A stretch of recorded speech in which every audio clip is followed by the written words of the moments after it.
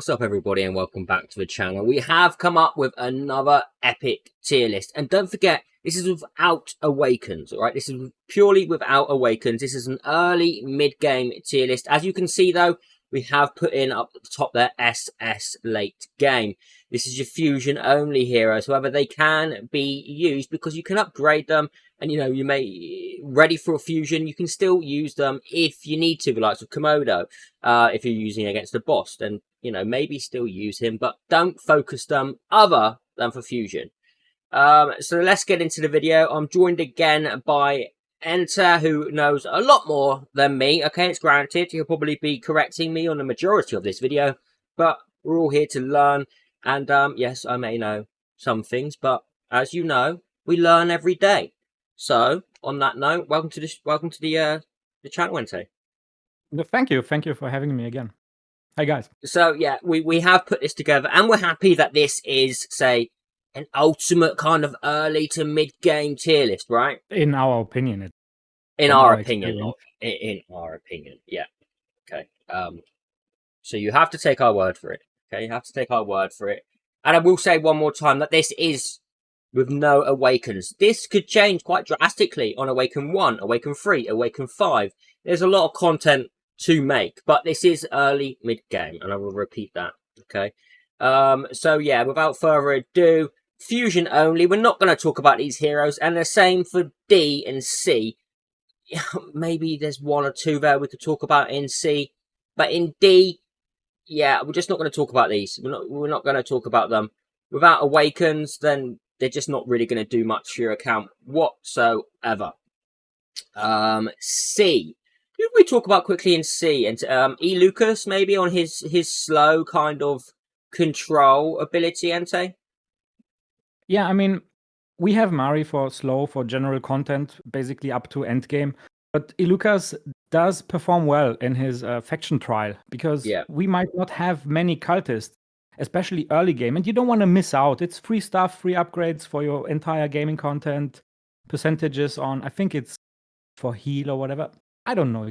But yeah, he does apply a slow, he has a fast recharging ultimate, so don't miss out on him. He doesn't need high stars or even high promotions, some rage regen. Exactly, and it's not like you've got him there for damage. He's purely there for control, right? Exactly. You can use him for damage. I mean, you can go up to 5 stars if you are in a position where you can afford to just 5-star a unit.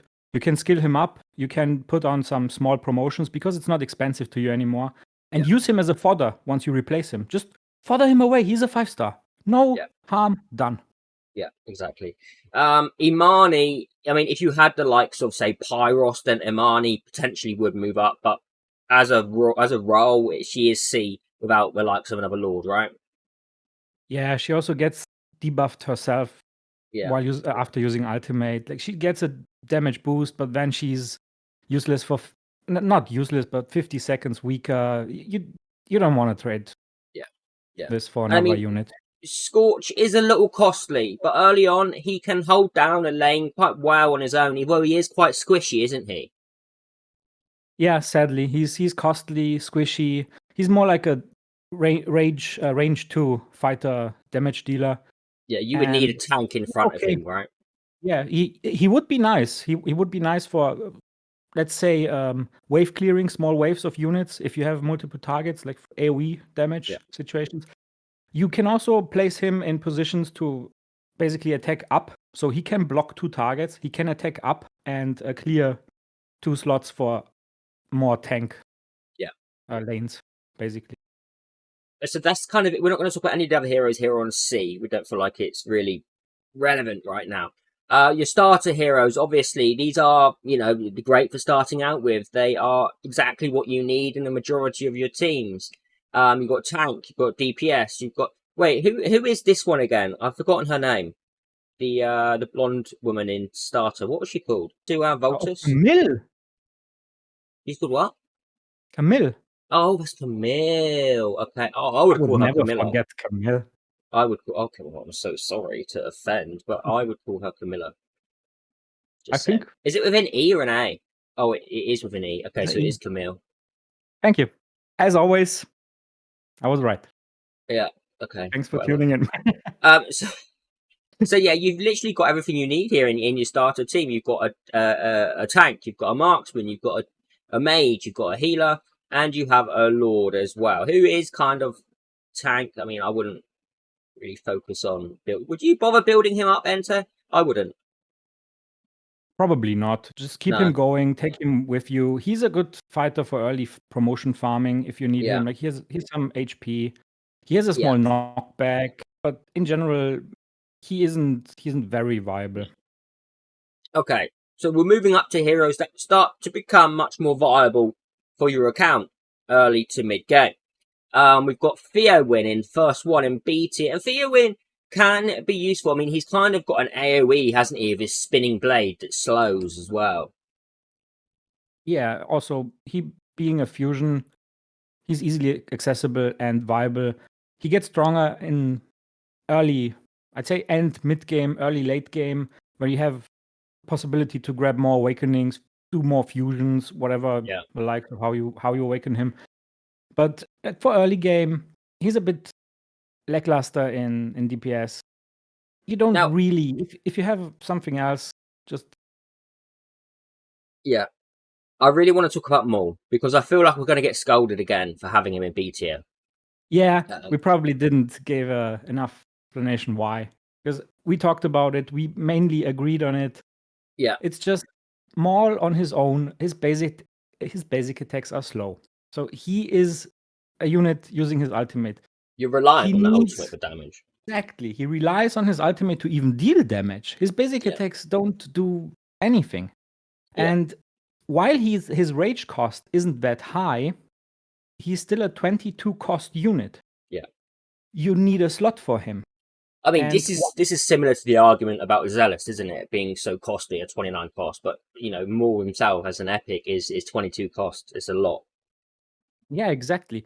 So why he is so strong, like Maul is very, very viable in late game, but because people talk about awakened Maul, he gets cost reduction, he gets freeze, he gets slow on his passive attack. He gets all these things, while early game, you don't get value out of him. You can kill easily with any of your marksman starter units, costing exactly 11.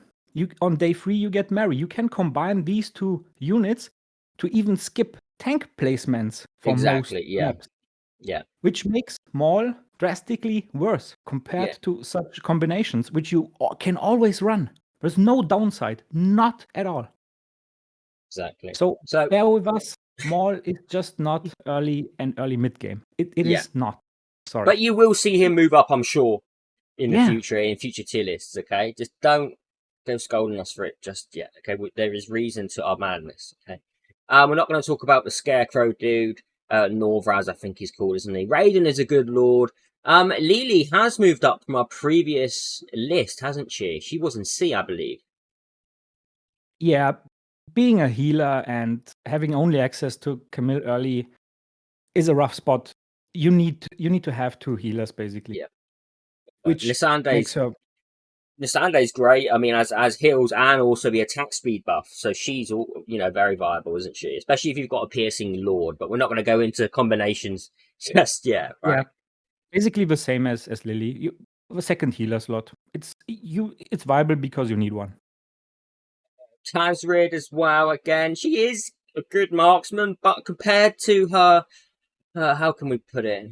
We can't say her superiors. Compared to those others in her class, she's just not quite as good or not as viable early to mid game, is she? She is more situational. Like, if we take just a small look at Fusion only and we take Harpoon, he's pretty much the same boat. It's more situational. If you have Brienne or Toriel, you don't want anyone else. You just don't. Usually one marksman is enough anyways. Exactly. Ein is a useful lord, but there are more useful, right? I mean, he's good, but I mean, I'm unsure what he awakens like, however, but then getting Lord Awakens isn't easy anyway, is it? Yeah. He's a free unit. Like we said, 7-day login reward. He's a Lord upgrade for your team, just use him as a replacement for our dwarf. Yeah. And Again, make him whatever he's fusion called again. material. I'm going to start calling him Borat because he just kind of rings that name to me. You calling him Borat? Yeah, I'm calling him Borat. Yeah. I don't want to see him in a slip. No, okay. Well, we're not going to go into that in this video. Thank you, Ed. Got Vorov here, and this is Isold, isn't it? Who is going to be in the? Is it in the fusion event coming up? Exactly, starting tomorrow. Yeah. Yeah. She's your reward for basically playing actively, being active. Yeah, yeah. And I mean, again, she is useful. She will help your account. So don't think she's bad. But just because she's not in A or S, she is still going to help your account. The upgrade to her is that King Haas. That's a bold claim, my friend. In theory, her upgrade as a lord, yes, but in being a tank, not even remotely. I meant in Lord kind of as a lord. Yeah, exactly. She's the second best lord in Northern faction. Okay. She's a good tank. She's a free tank, so don't sleep on her. If you hold summons for specific events or specific heroes, use her. She's good. She's not as good as Baron or Oleg. No, but I mean, we don't even have Oleg, so rough one. Don't remind me. Okay, A tier. Pyros as a lord. He is actually a beast, isn't he? He is actually a beast. Yeah, he does decent damage on his own as well. So that's why he ended up in A. Yeah. His lord skill bonus is just so good for the likes of Zilisu. Insane. He's an insane lord support. 30% defense penetration. Easy. Yeah. Midan is a solid healer. She's definitely better than Nisande and Lili. I do like using her. Midan has... Yeah, oh, sorry. So go on. You say what you need to say about Midan. Midan, you can take into late game, but for your early mid game, you probably don't need that much AoE healing. Rather niche. Her healing capabilities are way, way lower. Her range is kinda restricted to S tier epic healer. True.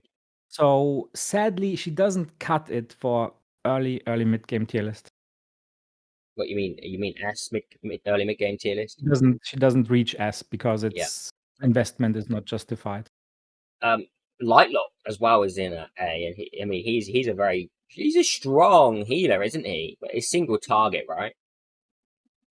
Yeah, the more he heals the same target, the more attack he gets, and he's an attack-based healer, so the more healing he produces. Exactly, which and you encounter many situations where you just need 1 point heal, and where he shines. Fusion unit, here you go. Yep. Greed. I like Greed, and I like his graphics as well.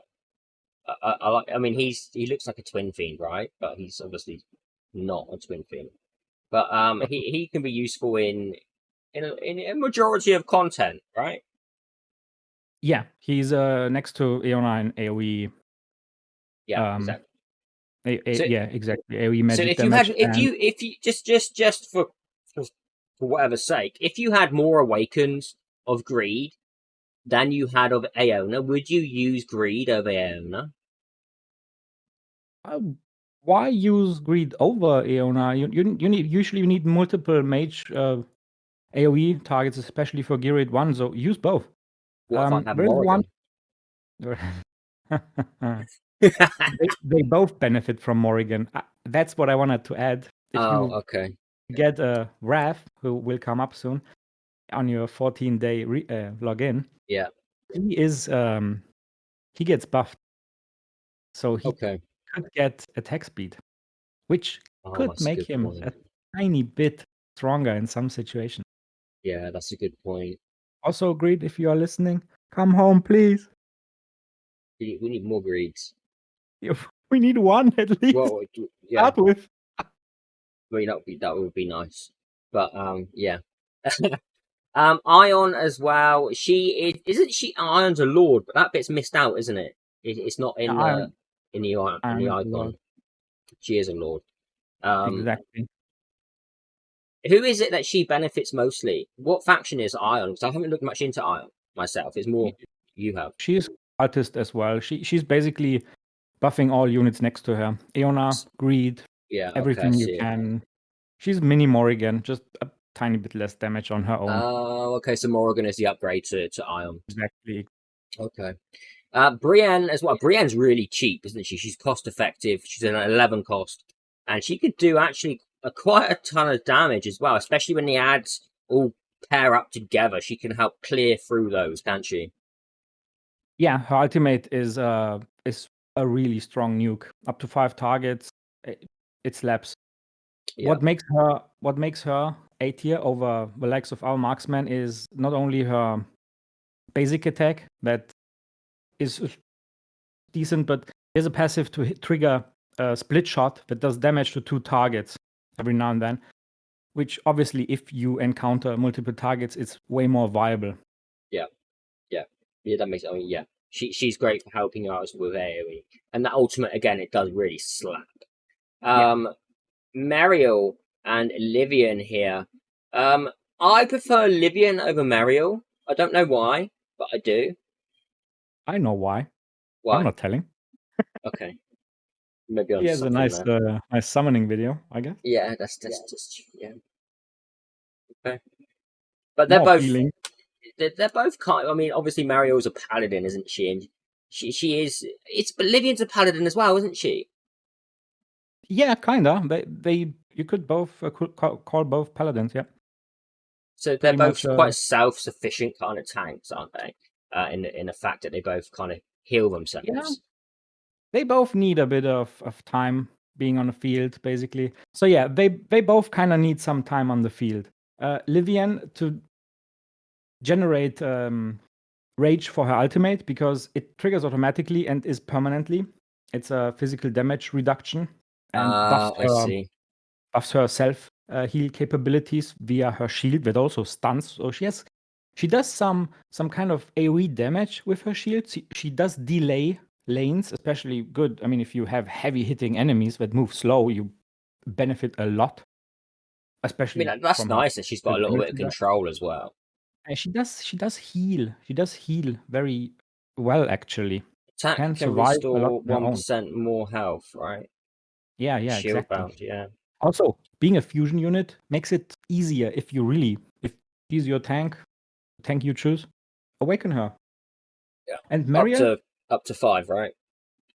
yeah, why not? I mean, she isn't that end game beast, but depending on your pace, how you enjoy the game, you might find it healthy for your account to use promotion events, create Yes, that's a good duplicates point to as well. awaken. Don't lose out. You don't lose out on value. You don't lose out on spending stamina. Exactly. You could literally upgrade her, multiple copies of her, put a promotion event, and you've got them set for fusion, right?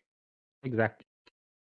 And Mariel, while I was trying her early game, very early, she is a bit more tough to build. Once you hit mid game, once you reach level 40 on your units and promote them, and you can stack some defense, and she actually can sustain herself. She benefits a She lot from might skill upgrades, doesn't she? doesn't she I mean, everyone does, but what makes her good is she can heal herself. She doesn't really need a healer unless you are behind in content. Like, enemies are way stronger than you. If they are on par, she doesn't need a healer, which That's makes good. her That's good to know. extremely strong in some Yeah, situations. yeah, for sure. Yeah. Cool. Okay, moving up to S. We're straight in with this is Toriel, right? It is Toriel.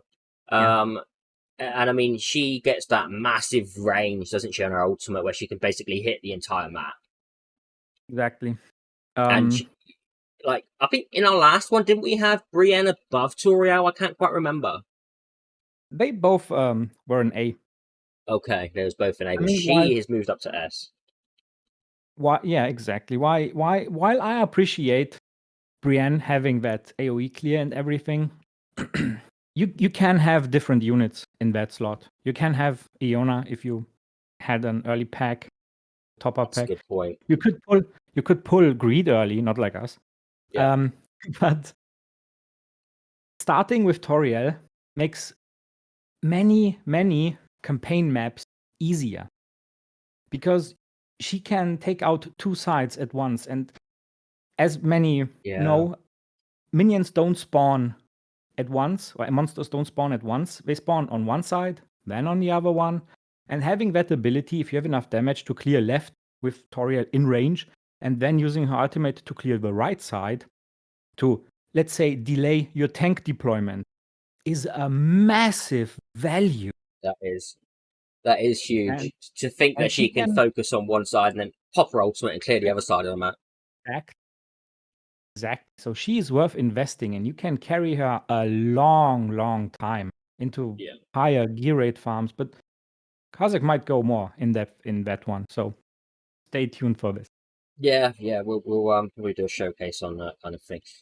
Kook. Now a lot of people have started using Kook. And he is an elite, isn't he? He's not an epic, he's just an elite. You sometimes can get him from the black market. But he's just so clutch as a poison damage dealer for PvP, and also he's good in Guild Boss too. He can add a little bit onto your damage there. Yeah, if you miss a slot. But like you said, people started using him because single target arena that's currently is a pain for many. And you don't have maxed out 6-star DPS. And Cook is just an easy and cheap unit to use. Just melt through these chunky enemies. Well, because his damage is based off of their max health as well, right? Exactly. And poison in Watcher of Realms stacks up to 3 times, 1% damage per second of enemy max HP. So, I mean, hey, why not? It's not a 100% chance. So we only have a 30% chance on poison. Yeah. So that's why we just go plain on him. Flat HP, so he survives attack speed and some rage regeneration, and you're good to go. You don't need anything. That's why he's so good in Guild Boss. That's exactly. Yeah, because of the Guild Boss's health is so large, and you don't have enough gear for maybe, I don't know, 4 units or 5 units. Just slap him in. Give him enough HP so he don't die, and you're good to go. Exactly. To keep him alive. Yeah, 1 to 2 million damage additionally on top. Why not? Take it. It's free. Mari as a mage AoE. I'm not going to call her DPS because she isn't DPS. She's control. She can really slow down a part of the map that you need, controlled. And she's great in that aspect. She can be used in a wide variety of content as well. So don't, sleep on Mari. She is a great hero. And she's not hugely gear dependent either because she is a control hero. So we just need to make sure she's still alive. I say rage regeneration would be very good on Mari, wouldn't it? Yeah. Similar to Kyuk, actually. She, before 5 stars, she has a very bad max HP pool. You can go flat HP, and you won't use flat HP. Usually you just sell it. If you have decent substats, attack speed, rage regeneration, flat defense, even HP percent, even if it doesn't scale. Just chuck it on them. Exactly. Or flat attack if you just want that tiny little bit of more heavier hitting. Just use it on her. It's insanely good. She has control in every single gear rate early. It gets more specific, but that's past gear rate 10. So you can use her to cheese gear rates. She's amazing everywhere. Don't sleep on her. Hollow is another. She's got actually a very good range, hasn't she, Hollow? Yeah. Hollow and next to her Vortex, we could mention. They're both great healers. I mean, we don't even need to talk about them. They are just great healers. Exactly. They are amazing healer and just different attributes, different capabilities. Now, Lunaria, epic lord. We did pull this one. And I gotta tell you, her damage, not only her lord skills, but her damage is just nuts, isn't it? Yeah. She's a marksman. Not only does she deal extra damage against airborne units, she does magic damage as a marksman. And additionally giving range to all other Piercer faction units. She's just huge. I mean, you can ask Carzak. He saw the numbers. She is single target magic damage clapping. Yeah, holy moly.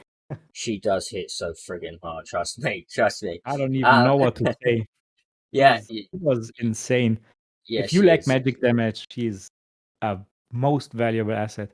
Oleg is a huge tank. He just gives massive shields to tank with. I'm unsure. Would you need much of a healer to go along with Oleg, or how well could he support himself? I mean, Oleg is a wall. Yeah, he is definitely a wall. If you skill him up, and he triggers every 10 seconds, up to 85%. Dude. 85% shield every 10 seconds. That's disgusting. Imagine, the thing is, if you usually you don't invest into a tank, and you say, but my DPS goes first, and yes, you're right. Take your DPS first. But then, if you pull Oleg, and you decide that your next unit is on your next 5-star unit, and you have Oleg, do it.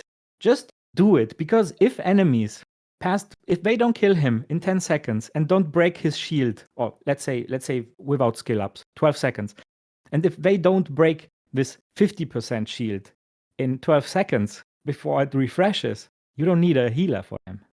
Or you can delay a healer until, let's say, a boss map or boss starts hitting him, or bigger minions, augurs, or whatever shows up. You place him and forget about him. He's just there. He's a wall. It's the same with Baron, to be honest. The next tankiness. I mean, he can proc a big shield for himself, and he's got Death Survive, hasn't he? Yeah, he gets Death Immunity once, which is how amazing. Long is that? How long is Death Immunity on him? I think it's 4 seconds without skill ups, but every single skill up gives a second, so it's up to 8 seconds. 8 seconds. That is nice. He does also deal a decent amount of damage once that shield pops. So yes, he does do extra damage when his shield pops. It might not be that impressive, but it is something decent, some good hit. And he's Wrath obviously in here with his Lord skill as well. It's just huge, especially for those of you that got Salazar in your account. But who else can he mainly benefit and say Wrath? Since we talk about early mid game, Wrath on his own is already very strong. Yeah. I guess that's a good point, actually. So let's take a step further, and we go into a deeper mid game where you start to 5-star your epics. Your fusion unit that you might or might not have, Komodo, might get valuable because Wrath exists after your 14 days. So units like this, it might take 2 weeks into your account, some farming, some starring up, but he definitely is viable and he would help him a lot on Guild Boss, wouldn't he? Exactly. Not only Guild Boss, fighter content, even for your normal campaign progression. He's very strong. Of course, he obviously pairs very well with Deimos as well. Yeah, everything. Last banner, if you pulled and got some, you might have a ref since yesterday. Yeah. Look at him. S tier for early and mid game. Yeah. Might even go into early late game if you decide to build him up. I mean, he's a lord. He's the second best lord for a Nightmare Council. So let's move on up to SS late game a moment. And obviously Decimus is up here, and that's because he's just so much cheat mode in Gear Raid 2, isn't he? With that Death Survive. Yeah, exactly. He pretty much does what Baron does, but without tanking. So he doesn't die, and you can easily skill him up. He's a rare. So you get 8 seconds of an immune wall. That's crazy. Has the same cost as other units, which is 17, but it doesn't matter. For, let's say, Gear 2, you don't need to deploy many units. You need a DPS to clear, and mainly healer and tanks survive. Yes, it is. It's just part of survival, isn't it? If you played Gear 2, well, these rolling balls that hit hard. So you can just drop him in. He doesn't die. He soaks the damage. You remove him. He has a 18-second revival time, so you can abuse this multiple times and take away a lot of damage from your probably not that strong tanks right now, and that way cheese through this gear rate. So I mean, he is great. Yeah, we probably will see a showcase on him. Yeah. So it makes sense what we talk here. A lot of people obviously talking about Autumn at the moment as well, the crit rate, crit damage buff. However, I will note that Autumn isn't as big for your account as Dolores is early on, purely because we don't really need the crit rate and crit damage early game because we just can't get the stats for it. Meaning Dolores early game would outdo Autumn purely because she's buffing attack. And if you've got the crit rate there, then Autumn's going to super buff on your heroes. Late game though, he is really going to increase that damage. If you're needing just that little bit of damage to kill at that certain stage that you're on, Autumn could be the answer for you there. Nothing to add. No, nothing to add. Dolores, again, she's not only that though, she's a great healer, isn't she? But she's also great for buffing attack. Great healer. I wouldn't go as far as saying that. Well, but okay. Yeah, she is. Even though we don't talk about awakenings here on other units, but if you get an awakening shard, and if you get Dolores in your first summoning session, you might want to hold that shard and think and see how you progress, because Dolores loves her A1. It's fantastic. Wait, can you just show me what A1 does for her a moment? Yeah, but so basically her ultimate does apply 30% of her attack to units in range while used. And her A1, there we go. Her A1 changes that into 50% of her attack. Massive. It's insanely good. Yeah, it's massive.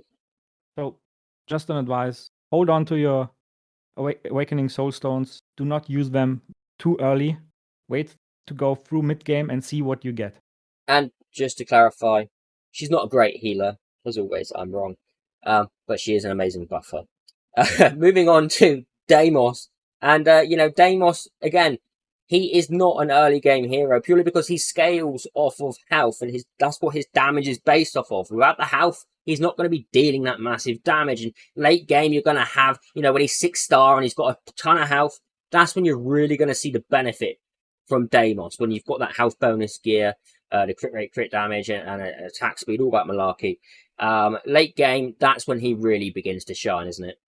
Exactly. That's why we decided to make this SS late game list, so people don't get confused and try to use him early and an early mid game, because he cannot sustain himself that good. You would really need decent gear already. So we talk about 4-star promotions, max level 40, and that takes a while. It's not that fast. Yeah. And you might need other units before him. So exactly, there may be more viable heroes to upgrade before you start upgrading Deimos. Exactly, S tier is your value, and SS, it's nice to have, it's nice to keep an eye on, but it's not necessarily that viable in early and mid. Yeah. Okay, well, I mean, we got through it. We wasn't supposed to talk that much in this video, but we ended up doing it anyway, as normal. But yeah, Entei, thank you again for all of your knowledge. You've been a great help to the community so far as well. And don't forget to join discord.gg/thebulls, and you too can annoy Entei with your questions. That's what I do. So Entei, thank you for being here again. Thank you for having me, mate. And we'll see all of you on the next one. Take care. Have a fantastic day, evening, wherever you are. Goodbye.